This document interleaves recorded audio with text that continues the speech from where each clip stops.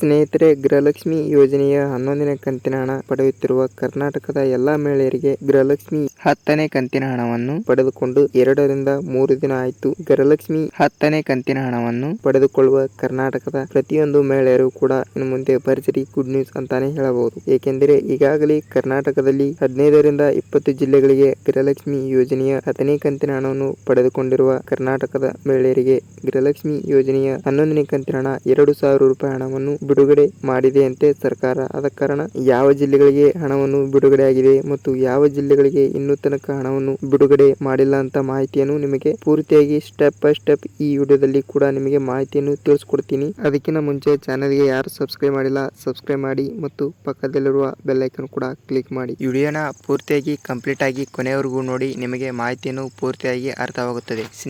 ಸ್ನೇಹಿತರೆ, ಗೃಹಲಕ್ಷ್ಮಿ ಯೋಜನೆಯ 11ನೇ ಕಂತಿನ ಹಣವನ್ನು ಪಡೆದುಕೊಳ್ಳುವ ಸರ್ಕಾರ ಬಿಡುಗಡೆ ಮಾಡಿರುವ ಹಣವನ್ನು ಪ್ರತಿಯೊಂದು ಮಹಿಳೆಯರು ಕೂಡ ಹಣವನ್ನು ಪಡೆದುಕೊಳ್ಳುತ್ತಾ ಬಂದಿದ್ದಾರೆ. ಆದರೆ ಈಗ ಗೃಹಲಕ್ಷ್ಮಿ ಯೋಜನೆಯ 11ನೇ ಕಂತಿನ ಹಣವನ್ನು ಇನ್ನೂ ಕೆಲವು ಜಿಲ್ಲೆಗಳಿಗೆ ಹಣವನ್ನು ಬಿಡುಗಡೆನೆ ಮಾಡಿಲ್ಲ. ಆದ ಕಾರಣ ಯಾವ ಜಿಲ್ಲೆಗಳಿಗೆ ಗೃಹಲಕ್ಷ್ಮಿ ಯೋಜನೆಯ 11ನೇ ಕಂತಿನ ಹಣವನ್ನು ಬಿಡುಗಡೆ ಮಾಡಿದ್ದಾರೆ ಅಂತ ನೋಡೋದಾದರೆ ನೋಡಿ, ಗೃಹಲಕ್ಷ್ಮಿ ಯೋಜನೆಯ 10ನೇ ಕಂತಿನ ಹಣವನ್ನು ಪಡೆದುಕೊಂಡಿರುವ ಕರ್ನಾಟಕದ ಪ್ರತಿಯೊಂದು ಮಹಿಳೆಯರಿಗೂ ಕೂಡ ಗೃಹಲಕ್ಷ್ಮಿ ಯೋಜನೆಯ 11ನೇ ಕಂತಿನ ಹಣವನ್ನು ಬಿಡುಗಡೆ ಮಾಡಿದ್ದಾರಂತೆ. ಆದ ಕಾರಣ ಪ್ರತಿಯೊಂದು ಮಹಿಳೆಯರು ಕೂಡ ನಿಮ್ಮ ಖಾತೆಗಳಿಗೆ ಗೃಹಲಕ್ಷ್ಮಿ ಯೋಜನೆಯ 11ನೇ ಕಂತಿನ ಹಣ 2,000 ರೂಪಾಯಿ ಹಣವನ್ನು ಬಂದಿದೆ. ಆದರೂ ಕೆಲವು ಜಿಲ್ಲೆಗಳಲ್ಲಿ ಬರುವಂತಹ ಮಹಿಳೆಯರಿಗೆ ಬಂದಿಲ್ಲ. ಏಕೆ ಬಂದಿಲ್ಲ ಅಂತ ನೋಡುವುದಾದ್ರೆ, ಮೊನ್ನೆ ಲಕ್ಷ್ಮೀ ಹೆಬ್ಬಾಳ್ಕರ್ ಅವರು ಮಾಧ್ಯಮದಲ್ಲಿ ಒಂದು ಮಾಹಿತಿಯನ್ನು ಬಿಡುಗಡೆ ಮಾಡಿದ್ದಾರೆ. ಅದನ್ನು ಕೂಡ ನಾನು ವಿಡಿಯೋನ ಮಾಡಿದ್ದೆ ಇವಾಗನೂ ಕೂಡ ಹೇಳ್ತಾ ಇದ್ದೀನಿ ನೋಡಿ. ಏನೆಂದರೆ ಅವರು ಏನು ಹೇಳಿದ್ದಾರೆ ಅಂತ ನೋಡುವುದಾದರೆ ನೋಡಿ, ಲಕ್ಷ್ಮೀ ಹೆಬ್ಬಾಳ್ಕರ್ ಅವರು ಏನು ಹೇಳಿದ್ದಾರೆ ಅಂದ್ರೆ, ಗೃಹಲಕ್ಷ್ಮಿ ಯೋಜನೆಯ 11ನೇ ಕಂತಿನ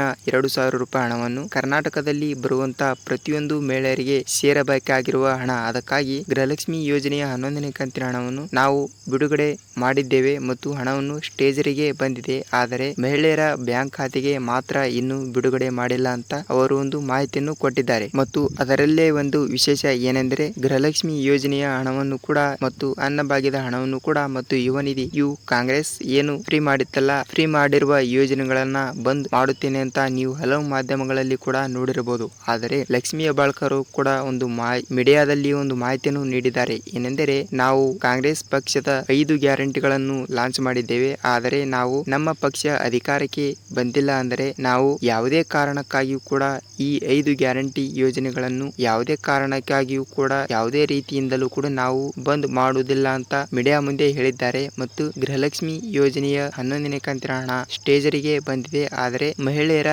ಬ್ಯಾಂಕ್ ಖಾತೆಗೆ ಮಾತ್ರ ಹಣವನ್ನು ಇನ್ನೂ ಅವರು ಬಿಡುಗಡೆ ಮಾಡಿಲ್ಲ ಅಂತ ಒಂದು ಮಾಹಿತಿಯನ್ನು ಕೂಡ ಅವರು ಹೇಳಿದ್ದಾರೆ. ಅದಕ್ಕಾಗಿ ಕರ್ನಾಟಕದಲ್ಲಿ ಬರುವಂತಹ ಪ್ರತಿಯೊಂದು ಮಹಿಳೆಯರು ಕೂಡ ಈಗ ಗೃಹಲಕ್ಷ್ಮಿ ಯೋಜನೆಯ 11ನೇ ಕಂತಿನ ಹಣವನ್ನು ಕೂಡ ಬಿಡುಗಡೆ ಆಗಿದೆ. ಆದರೆ ನಿಮ್ಮ ಬ್ಯಾಂಕ್ ಖಾತೆಗೆ ಹಣವನ್ನು ಬರುವುದು ಇಷ್ಟೇ ಲೇಟು. ಏಕೆಂದರೆ ಇವತ್ತು ಇಲ್ಲ ನಾಳೆ ನಿಮ್ಮ ಖಾತೆಗಳಿಗೆ ಹಣವನ್ನು ಬರುತ್ತದೆ. ಏಕೆಂದರೆ ಸರ್ವರ್ ದೋಷ ಇರಬಹುದು, ಟೆಕ್ನಿಕಲ್ ಇಶ್ಯೂ. ಏಕೆಂದ್ರೆ ಕರ್ನಾಟಕದಲ್ಲಿ ಪ್ರತಿಯೊಂದು ಮಹಿಳೆಯರು ಕೂಡ, ಅಂದರೆ ಕರ್ನಾಟಕದಲ್ಲಿ ಗೃಹಲಕ್ಷ್ಮಿ ಯೋಜನೆಯ ಮಹಿಳೆಯರು 1,10,00,000 ಲಕ್ಷದಿಂದ 20 ಲಕ್ಷದವರೆಗೆ ಇದ್ದಾರೆ. ಅವರಿಗೂ ಕೂಡ ಪ್ರತಿ ತಿಂಗಳು 2,000 ರೂಪಾಯಿ ಅಂದ್ರೆ ಬಹಳಷ್ಟು ದೊಡ್ಡದಾದ ಅಮೌಂಟ್ ಆಗುತ್ತದೆ. ಅದಕ್ಕಾಗಿ ಹಣವನ್ನು ಬರಲು 1 ರಿಂದ 2 ದಿನ ಲೇಟ್ ಆಗುತ್ತದೆ. ಆದರೆ ಗೃಹಲಕ್ಷ್ಮಿ ಯೋಜನೆಯ 11ನೇ ಕಂತಿನ ಹಣ ಮಹಿಳೆಯರ ಬ್ಯಾಂಕ್ ಖಾತೆಗೆ ಬರುತ್ತದೆ. ಏಕೆಂದರೆ ಮಹಿಳೆಯರು ಕೂಡ ನಿಮ್ಮ ಬ್ಯಾಂಕ್ ಖಾತೆಯನ್ನು ಒಂದು ಸಲ ನಿಮ್ಮ ಬ್ಯಾಂಕ್ ಪಾಸ್ಬುಕ್ ಅನ್ನು ನಿಮ್ಮ ಹತ್ತಿರದ ಬ್ಯಾಂಕಿಗೆ ಹೋಗಿ ನೀವು ಚೆಕ್ ಮಾಡಿಸಿ, ನಿಮಗೆ ಹಣವನ್ನು ಕೂಡ ಜಮಾವಣೆ ಆಗಿರುತ್ತದೆ. ಮತ್ತು ನಿಮಗೆ ಹಣವನ್ನು ಜಮಾವಣೆ ಆಗಿದ್ದರೆ ನೀವು ನಮ್ಮ ವಿಡಿಯೋ ಕೆಳಗಡೆ ಕಮೆಂಟ್ ಮಾಡಿ. ಏಕೆಂದರೆ ನೀವು ಕಮೆಂಟ್ ಮಾಡಿದರೆ ಗೃಹಲಕ್ಷ್ಮಿ ಯೋಜನೆಯ ಹಣವನ್ನು ಯಾರಿಗೆ ಜಮಾವಣೆ ಆಗಿಲ್ಲವೋ